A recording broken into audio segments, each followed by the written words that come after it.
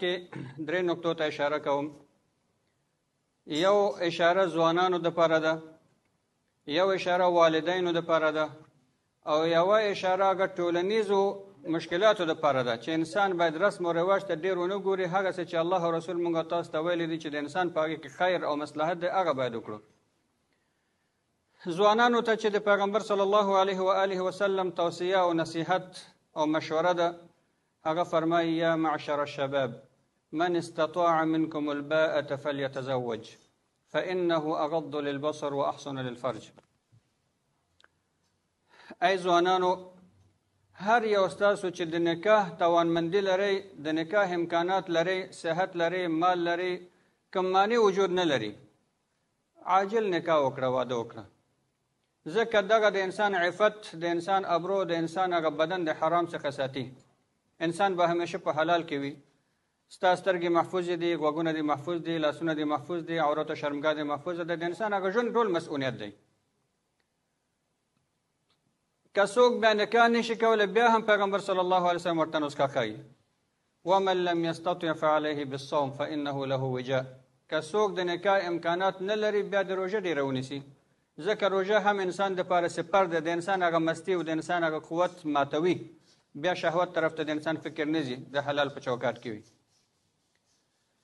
نو هغه ځوانان چې امکانات لري، نکاحګانې دې نه ځنډوي. متاسفانه په استرالیا کې سره د دې چې ټول امکانات لري، نکاحګانې اکثرا 30 کلو ته رسېږي او د 30 نه هم پورته کېږي.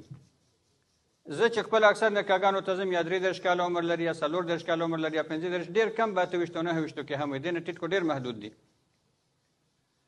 دوهم نصیحت د پیغمبر صلی الله علیه و آله وسلم هغه مور او پلار او والدینو دپاره دی. والدینو د پیغمبر صلی الله علیه و آله وسلم فرمایي چې اذا جاءكم من ترضون دينه وخلقه فزوجوه الا تفعلوه تكن فتنة في الارض وفساد كبير او فساد عريض او كما قال عليه السلام. ای والدینو، اولیاء الامور، هر کله چې تاسو ته داسې یو څوک راغی چې ستاسو د لور، ستاسو د خور، ستاسو د هغه څوک چې ستا د ولایت او سرپرستۍ لاندې دی، د هغه د نکاح په اړه باندې غوښتنه کوي، فزوجوه، هغه ته نکاح ورکړئ، قبول یې کړئ، خو په 2 شرطونو سره. من ترضون دینه و خلقه، چې د هغه دین نه تاسو مطمئن اوسئ، دینداره سړی دی. د هغه د اخلاق نه مطمئن اوسئ، بد اخلاق انسان نه دی.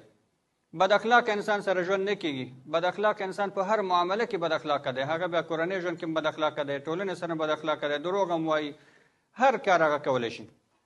ځکه هغه په صداقت او په رښتیا او په امانتدارۍ او عدالت باندې ژوند نه کوي. بل دینداري د هغه انسان چې دینداره انسان وي، د الله څخه ویریږي، خپل مسؤلیتونه پیژني، د مېرمن حقوق پیژني، د الله په چوکاټ کې اوسیږي، ظلم نه کوي، خیانت نه کوي، ناروا نه کوي، ځکه دیندار انسان دی.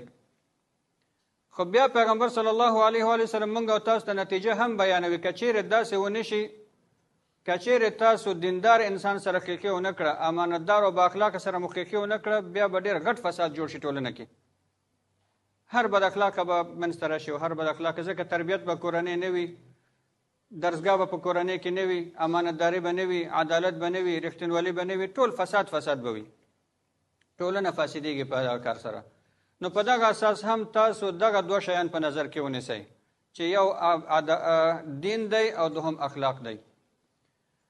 دې نه مخکې چې درېیمې نقطې ته لاړ شم، همدغه دواړه نقطې الحمدلله نن موږ او تاسو دلته د هغې شاهد یو.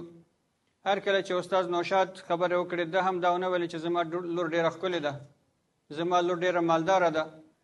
ده د خپل د لور د علم او د هغې د اسلامیت، د هغې د قرآن سره د تړاو خبرې وکړې. هر کله چې ډاکټر صاحب پاسېده، ده هم د خپل د اولادونو د علم خبرې وکړې چې دواړه الحمدلله په علم باندې سنګار دي، دواړه عالمان دي، عالمه ده او عالم دی. او دغه علم یو ډېر لوی زیور دی. هغه انسان چې عالم وي او پوه وي، دی بیا جاهل سره برابر نه دی. هل یستوی الذین یعلمون والذین لا یعلمون، آیا عالم یا پوه انسان ناپوه سره برابر دی؟ نه دی برابر. ځکه پوه انسان خپل حقوق پیژني، خپل مسؤلیتونه پیژني، قانون باندې پوه دی، په هر شي باندې پوه دی، خپل احترام او عزت ساتي، د بل عزت او احترام ساتي. ناپوه انسان دغه شیانو ته فکر نه کوي. نو دا الحمدلله نن د افتخار ځای دی چې دواړه ځوانان چې سره د خپل نوی ژوند شروع کوي، دواړه الحمدلله د علم په لباس باندې سنګر شوي دي.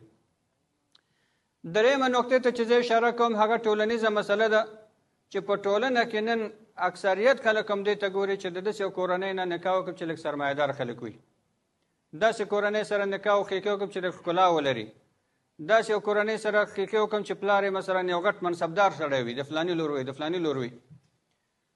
مګر موږ او تاسو ته پیغمبر صلی الله علیه وسلم دا حدیث مبارک فرمایي چې قاضي صاحب هم د حدیث ته اشاره وکړه، تنکح المرأة لأربع لجمالها ولحسبها ولمالها او کما قال علیه السلام. یعنی ښځې په نکاح کوي خلک، په ښځه کې ښایست لټوي خلک، مالداره ښځه خلک لټوي، د هغې ټولنیز ځایګاه لټوي خلک، د چا لور ده. مګر موږ او تاسو ته پیغمبر صلی الله علیه وسلم دا نه وایي چې تاسو ښځو کې دغه صفات ولټوئ، ځکه دغه عارضي صفات دي. یوه ښځه نن ګورې ډېره ښکلې ده، خو چې یو دم مریضه شوله بیا ترېنه بل شی جوړ شي. یو سړی ګوري یا یو زنانه ګوري نن ډېره سرمایهداره ده، خو چې یو دم بیکاره شوله یا مفلس شو بیا هر شی د لاسه وتلی دي. یو انسان یو زنانه ګوري چې پلار یې ډېر غټ منصب لري، خو چې یو ځل منفق شو د وظیفې نه وته بیا هېڅ شی نه دی پاتې. دا ټول عارضي شیان دي چې د منځه ځي. اما یو شی دایمي صفت دی چې پیغمبر صلی الله علیه وسلم په هغې باندې ټینګار کوي، فاظفر بذات الدین تربت یدک. اما تاسو کوشش وکړئ چې داسې زنانه انتخاب کړئ خپل ځان دپاره چې هغه دیندارې وي، هغه د دین پابندې وي، هغه د ایمان پابندې وي.